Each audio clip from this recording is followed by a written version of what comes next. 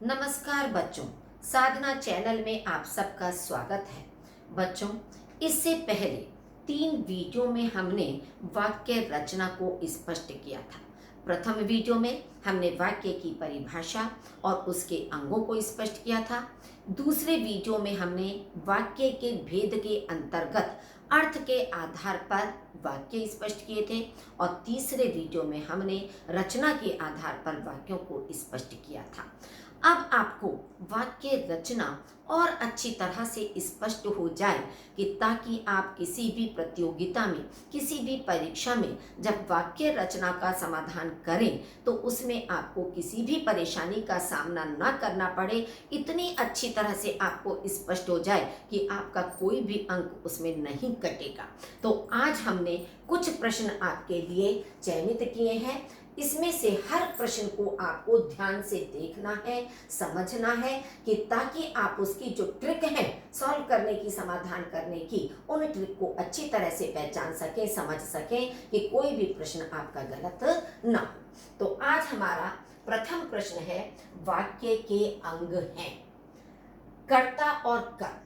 अब आप देखिए, हर वाक्य में कर्ता भी होता है, कर्म भी होता है, लेकिन बिना क्रिया के वाक्य अधूरा होता है। तो इसलिए हमारा ये प्रथम वाला जो विकल्प है ये हमारा गलत हो गया, क्योंकि कर्ता और कर्म से हमारा वाक्य पूरा नहीं होता है।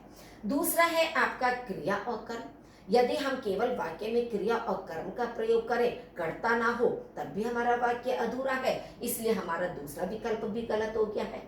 कर्ता और क्रिया, केवल कर्ता और क्रिया दिया हुआ हो, उसके अलावा कोई कर्म ना हो या और कोई विशेषण है, क्रिया विशेषण है, ऐसा नहीं हो सकता है। केवल कर्ता और क्रिया दो शब्दों का भी हो सकता है, लेकिन हर वाक्य में ऐसा संभव नहीं है। अब आपका जो तीसरा विकल्प है, उद्देश्य और विधेय, ये आपका सही उत्तर है, क्योंकि उद्देश्य के अंतर्गत आपका कर्ता और कर्ता के विस्तार के रूप में जो विशेषण दिए हुए होते हैं वे आते हैं, और विधेय के अंदर आपका मूल पद क्रिया और क्रिया के विस्तार के रूप में आपका कर्म विशेषण, क्रिया विशेषण, अन्य पद आते हैं। तो इसलिए वाक्य के दो अंग होते हैं, उद्देश्य और विधेय।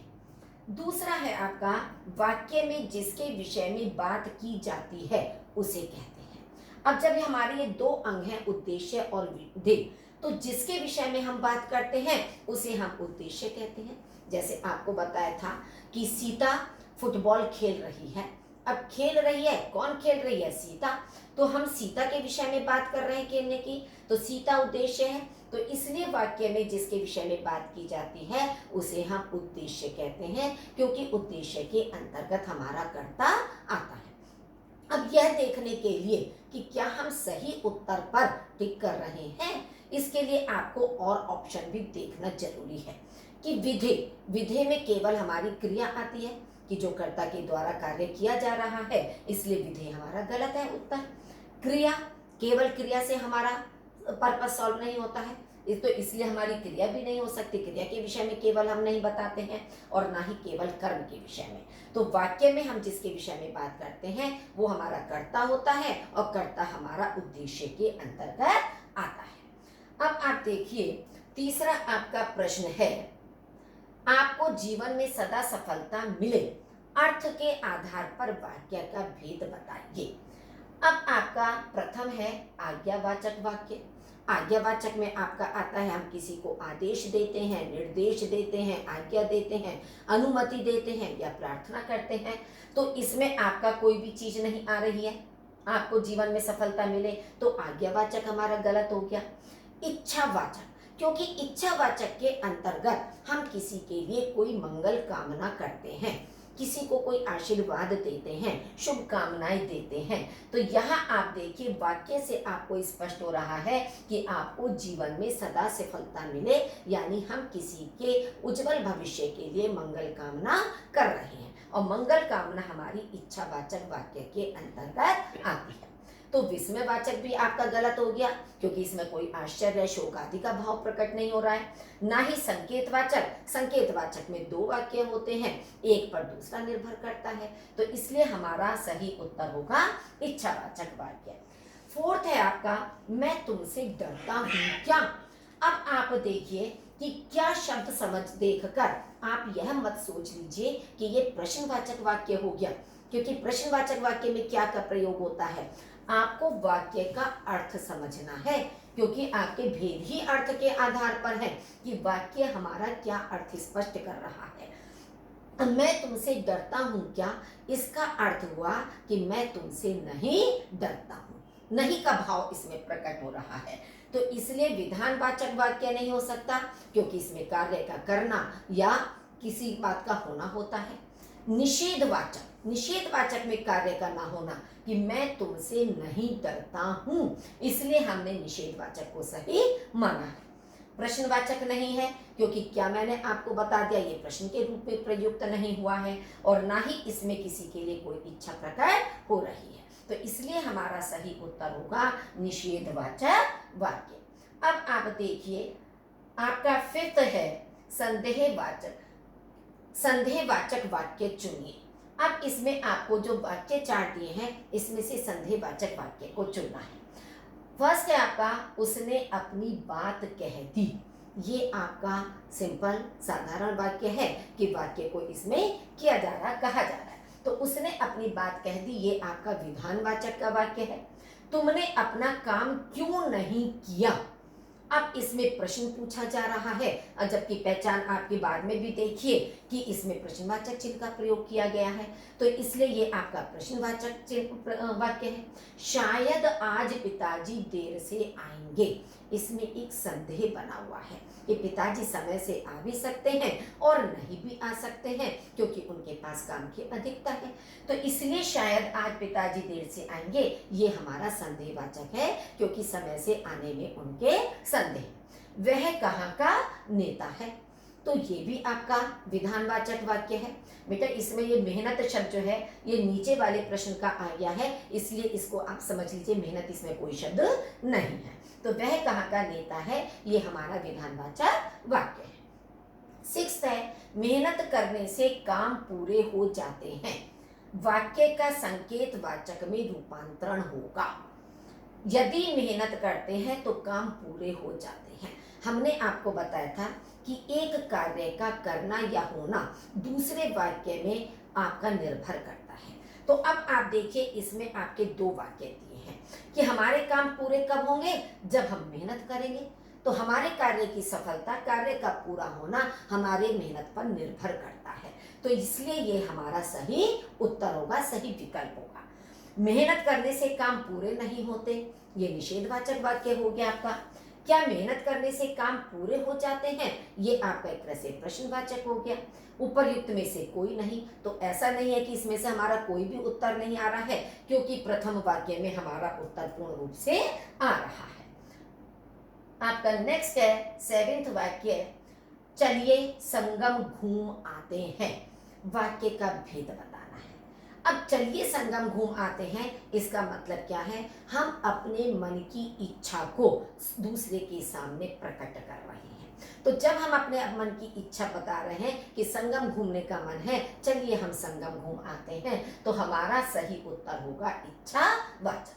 आज्ञावाचक नहीं है, किसी को हम निर्देश या आज्ञा नहीं दे रहे हैं कि संगम घूमने जाओ। अगर हम करते तब हमारा आज्ञावाचक होता। विधानवाचक तब होता कि संगम घूमने जा रहे हैं, या निषेधवाचक कि हम संगम घूमने नहीं जाएंगे, तब हमारा निषेधवाचक होता। तो सही उत्तर हमारा है इच्छावाचक। मन से लगातार कोशिश करोगे तो कभी नहीं हारोगे। यह वाक्य किस तरह का है, आज्ञावाचक नहीं है कि मन लगाकर कोशिश करो, या परीक्षा में प्रथम आने के लिए मन लगाकर मेहनत करो, तो इसलिए हमारा आज्ञावाचक नहीं है। संकेतवाचक, संकेतवाचक स्पष्ट है, क्योंकि हमारे दो वाक्य इसमें दिए गए हैं। कभी ना हारना हमारा किस पर निर्भर करता है, मन लगाकर कोशिश करने पर। इच्छावाचक नहीं है, क्योंकि इसमें कोई इच्छा का भाव प्रकट नहीं हो रहा है, और ना ही इसमें कोई विस्मयादि बोधक कि कोई प्रसन्नता का, आश्चर्य का, शोक का भाव प्रकट हो रहा है। तो इसलिए हमारा सही विकल्प है संकेतवाचक। क्या सभी सकुशल वापस आएंगे, इस वाक्य को इच्छावाचक में परिवर्तित करना है। अरे क्या सभी सकुशल वापस आएंगे, इसमें अरे से आप देखिए विस्मयादि बोधक चिन्ह का प्रयोग किया गया है, तो इसलिए ये हमारा गलत हो गया। सभी सकुशल वापस आ गए, ये हमारा विधानवाचक हो गया, क्योंकि सब सकुशल वापस आ गए हैं। भगवान करे सभी सकुशल वापस आए, क्योंकि हम अपनी इच्छा में बदलना है। हम भगवान से मंगल कामना कर रहे हैं, इच्छा कर रहे हैं कि भगवान करे जितने भी लोग संकट में फंसे हैं, आपत्ति में फंसे हुए हैं, वे सब सकुशल वापस आ जाएं, ऐसी हम मंगल कामना कर रहे हैं। तो इसलिए इच्छावाचक में परिवर्तित रूप हमारा तीसरा वाला होगा। शायद सभी सकुशल वापस आ गए होंगे, ये हमारा संदेहवाचक है, संदेह बना हुआ है इसमें। अब है आपका 10th वाला क्वेश्चन, संभवतः वह बाजार गया हो, वाक्य का भेद बताइए। विधानवाचक वाक्य हमने आपको स्पष्ट करा था, संभवतः, हो सकता है, शायद, इन सब से हमारे संदेहवाचक वाक्य बनते हैं। तो हमारा स्पष्ट हो रहा है कि संभवतः से हमारा संदेहवाचक होगा, विधानवाचक नहीं होगा, ना ही हमारा प्रश्नवाचक होगा, क्योंकि इसमें कोई भी प्रश्न नहीं पूछा जा रहा है, ना ही आज्ञावाचक है, क्योंकि हम किसी को कोई आज्ञा भी नहीं दे रहे हैं।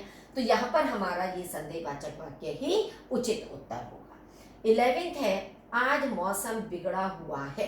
इस वाक्य का संदेहवाचक वाक्य क्या होगा? क्या आज मौसम बिगड़ा हुआ है? हम किसी से प्रश्न कर रहे हैं, तो हमारा प्रश्नवाचक नहीं होगा। क्यों? क्योंकि हम इसमें संदेहवाचक में पूछ रहे हैं। अरे आज मौसम बिगड़ा हुआ है, अरे हमारा विस्मयादिक बोधक चिन्ह लगा हुआ है, तो ये भी हमारा विकल्प गलत हो गया है। आज मौसम बिगड़ सकता है, ये हमारा संदेह होगा। क्यों? क्योंकि हम परिस्थितियों को देखते हुए, मौसम को देखते हुए सोच रहे हैं कि आज मौसम बिगड़ सकता है। आज मौसम बिगड़ा हुआ क्यों है, ये भी एक प्रश्नवाचक चिन्ह आपका लगा हुआ है, हम किसी से पूछ रहे हैं। तो सही विकल्प हमारा होगा तीसरा, आज मौसम बिगड़ सकता है। बच्चों, हमें केवल मात्र एक को ऐसे देखकर उत्तर नहीं लगा देना है, हमारे चारों को भी बार बार देखना है कि अगर हम इसको उत्तर लगाते हैं तो क्या ये हमारा उचित होगा, यदि हम इसको करते हैं तो क्या ये हमारा उचित होगा। तो एक सही हमारे दिमाग में आने के बावजूद भी हमें बाकी विकल्पों के विषय में भी विचार करना जरूरी है, तभी हम उचित विकल्प का अच्छी प्रकार से चयन कर सकते हैं।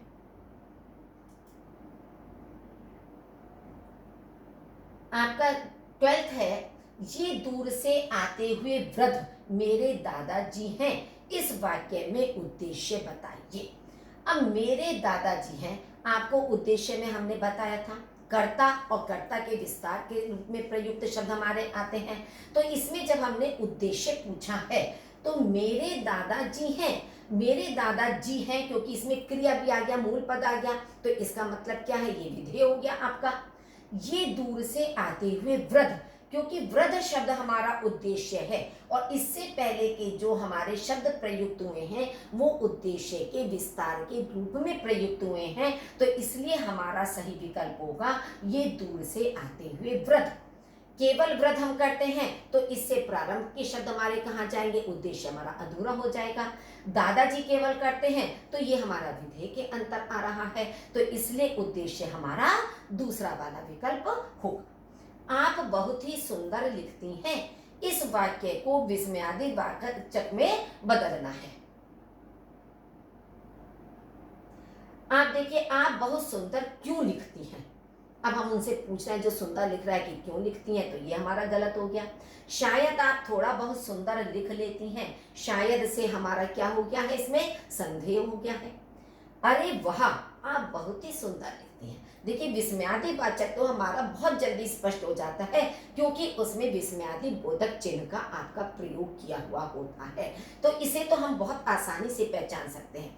आप सुंदर लिखा करें, ये हम किसी को निर्देश दे रहे हैं, तो ये हमारा आज्ञावाचक के अंतर्गत आ जाएगा।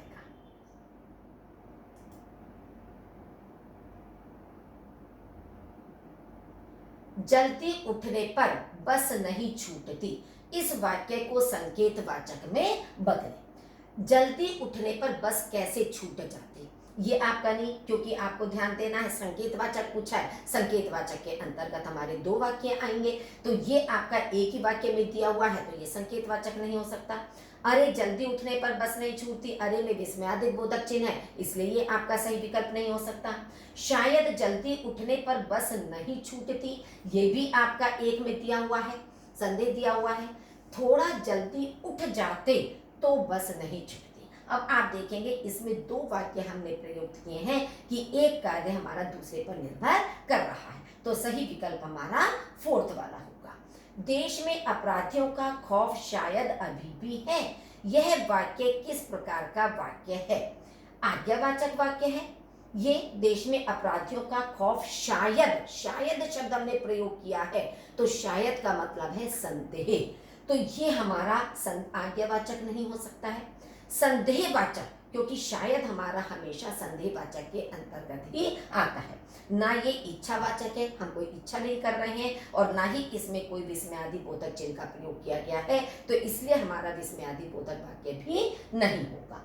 हिमालय भारत के उत्तर दिशा में स्थित है, इसमें वाक्य का कौन सा भेद है? विधानवाचक, क्योंकि ये आपका एक सरल एक क्रिया का इसमें दिया हुआ है, कार्य का होना या स्थिति दी हुई है, ये एक स्वाभाविक है कि हिमालय भारत के उत्तर दिशा में है, तो इसलिए ये हमारा वाक्य होगा विधानवाचक। संदेह इसमें कोई नहीं है, संदेहवाचक नहीं हो सकता।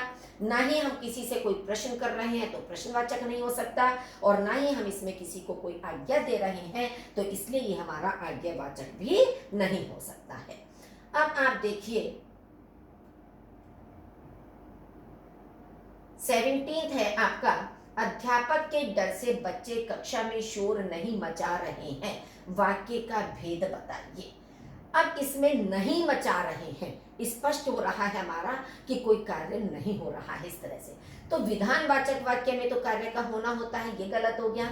संदेह इसमें कोई नहीं बना हुआ है। निषेधवाचक, क्योंकि शोर नहीं मचा रहे हैं, नहीं से ही हमारा स्पष्ट हो रहा है, ना ही किसी को कोई आज्ञा इसमें दी जा रही है।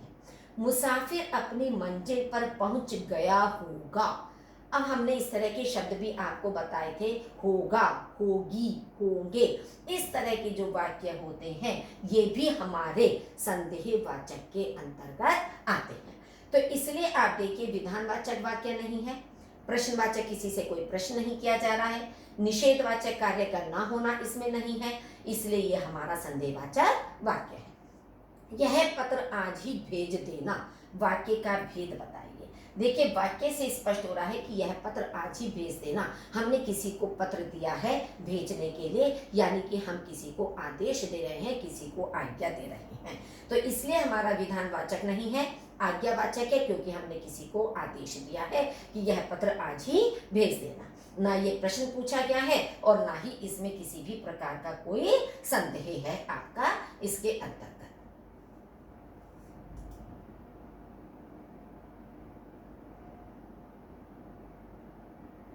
फिर आप देखिए 18 है आपका, मुसाफिर अपनी मंजिल पर पहुंच गया होगा, ये आपका स्पष्ट हो गया है संदेहवाचक। 19 तक आपका हो गया था, सॉरी। फिर आप देखिए 20, भगवान आपको सद्बुद्धि दे, अर्थ के आधार पर वाक्य है। संदेहवाचक ने भगवान आपको सद्बुद्धि दे, यानी कि हम किसी के लिए कोई शुभकामना कर रहे हैं, मंगल कामना कर रहे हैं कि कोई गलत राह पर चल रहा है, गलत संगति में जा रहा है, तो हम उसके लिए ईश्वर से मंगल कामना कर रहे हैं कि भगवान आपको सद्बुद्धि दे, तो इसलिए इसमें कोई संदेह नहीं है, न विधानवाचक है, बल्कि हम अपनी इच्छा इसमें प्रकट कर रहे हैं, मंगल कामना कर रहे हैं, तो इसलिए ये हमारा इच्छावाचक वाक्य होगा, और ना ही हम इसमें किसी को कोई आज्ञा दे रहे हैं।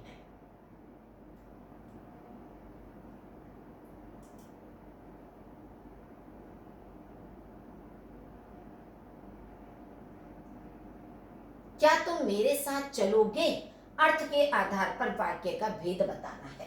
अब क्या तुम मेरे साथ चलोगे, यानी कि हम किसी से कोई बात पूछ रहे हैं, इच्छावाचक नहीं है, प्रश्नवाचक है, क्यों? क्योंकि इसमें किसी से हम बात को पूछ रहे हैं, प्रश्न कर रहे हैं। विधानवाचक भी नहीं है और ना ही इसमें संकेतवाचक है कि दो वाक्य आपके दिए हुए हैं। आज्ञावाचक वाक्य क्या प्रकट करते हैं? आज्ञा या आदेश का भाव प्रकट करते हैं, चेतावनी या निर्देश का भाव प्रकट करते हैं, विनय या प्रार्थना का भाव प्रकट करते हैं, या ये सभी। अब आपने देखा हमने जब ये आपको प्रकट किया था, ये स्पष्ट किया था भेद, तब उसमें ये सारी चीज आज्ञा भी दी जाती है, आदेश भी दी जाती है, निर्देश भी दिया जाता है, विनय या प्रार्थना भी की जाती है। इसलिए हमारा सही उत्तर होगा ये सभी। छात्र विद्यालय में जा रहे हैं, वाक्य में विधेय है।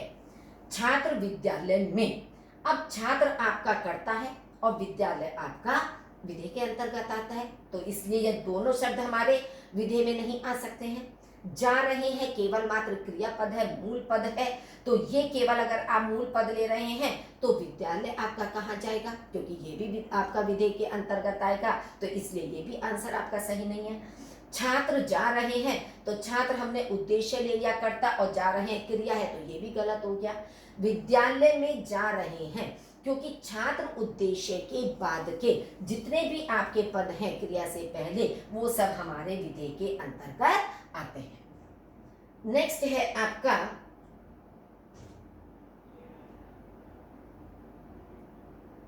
24 है आपका, कल दीपावली होने के कारण समाचार पत्र नहीं छप सका, वाक्य का भेद बताइए। विधानवाचक, अब इसमें आप देखिए समाचार पत्र नहीं छप सका, कार्य के न होने का बोध हो रहा है, तो इसलिए ये विधानवाचक नहीं हो सकता। प्रश्नवाचक नहीं है, क्योंकि हम कोई प्रश्न नहीं पूछ रहे हैं।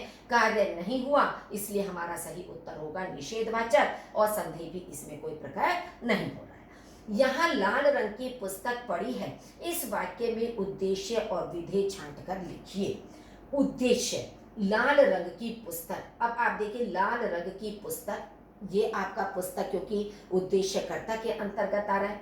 विधेय यहाँ पड़ी है, क्योंकि यहाँ हमारा क्रिया विशेषण शब्द है, और क्रिया विशेषण हमारा क्रिया से पहले आता है अधिकांश, तो ये हमारा विधेय के अंतर्गत आता है। तो इसलिए इस वाक्य पर विशेष ध्यान देने की जरूरत है बच्चों, कि अगर हमारा यहाँ क्रिया विशेषण पहले आ गया तो हम उसके साथ लेकर जाएंगे क्रिया के साथ। और लाल रंग की पुस्तक, पुस्तक शब्द की विशेषता लाल रंग बता रहा है, तो ये दोनों हमारे आ गए उद्देश्य में, और यहाँ पड़ी है ये विधेय हो गया।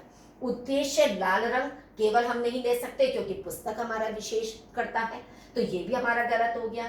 उद्देश्य लाल पुस्तक, रंग की शब्द हमारा कहाँ जाएगा, तो इसलिए यहाँ से भी हमारा ये स्पष्ट नहीं हो रहा है। उद्देश्य पुस्तक है, पुस्तक के साथ हमने है क्रिया भी ले लिया है, तो ये भी हमारा गलत हो गया। तो इसलिए हमारा सही उत्तर है लाल रंग की पुस्तक उद्देश्य, और यहाँ पड़ी है विधेय। तो बच्चों इस तरह से ये आपको स्पष्ट हो गया होगा। इस तरह के भिन्न भिन्न प्रकार के उदाहरण जब आपका अभ्यास करेंगे, तब आपको ये रचना और अच्छी तरह से स्पष्ट हो जाएगी। जितना, क्योंकि प्रैक्टिस करने से हम उस चीज में अधिक निपुण हो जाते हैं, अधिक पारंगत हो जाते हैं। लेकिन इन उदाहरणों के माध्यम से आपको अर्थ की दृष्टि से वाक्य अच्छी प्रकार से समझ में आ गए होंगे, ऐसी मैं आपसे आशा करती हूँ। बच्चों, यदि अभी तक आपने इस चैनल को सब्सक्राइब नहीं किया है तो जल्दी से इसे सब्सक्राइब कर दीजिए। अब नेक्स्ट वीडियो में हम रचना के आधार पर इसी तरह से प्रैक्टिस आपको कराएंगे, ताकि आपको वह भेद भी स्पष्ट हो सके। धन्यवाद।